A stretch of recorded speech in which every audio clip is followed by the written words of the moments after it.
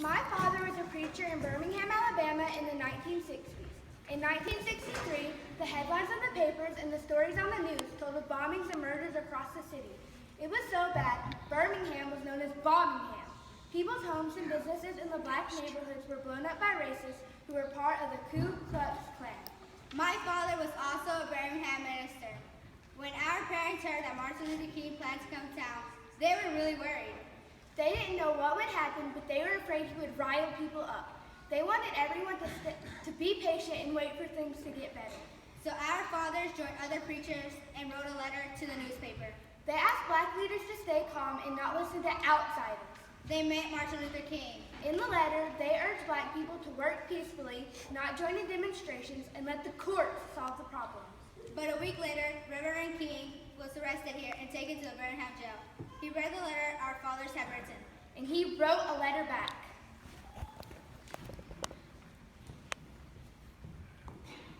While confined here in the Birmingham City Jail, I came across a recent statement calling my present activities unwise and untimely.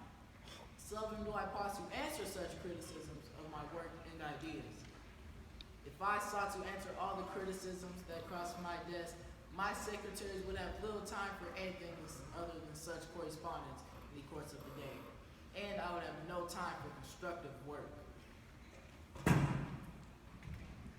But since I feel that you are men of genuine goodwill and that your criticisms are sincerely set forth, I want to try to answer your statements in what I hope will be patient and reasonable terms. I am in Birmingham because injustice is here. Just as the prophets left their villages and carried their "Thus saith the Lord" far beyond the boundaries of their hometowns, I'm compelled to carry the gospel of freedom beyond my own hometown. I cannot sit idly in Atlanta and not be concerned about what happens in Birmingham. Injustice anywhere is a threat to justice everywhere. We are caught in an inescapable network of mutuality, tied in a single garment of destiny. Whatever affects one directly affects all indirectly.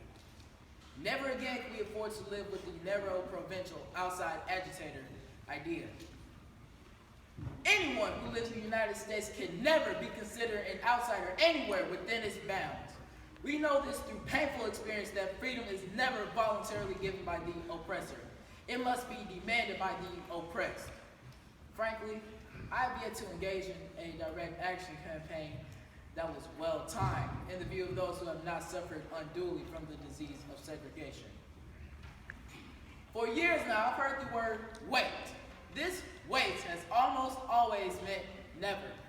We must come to see that justice delayed is justice denied.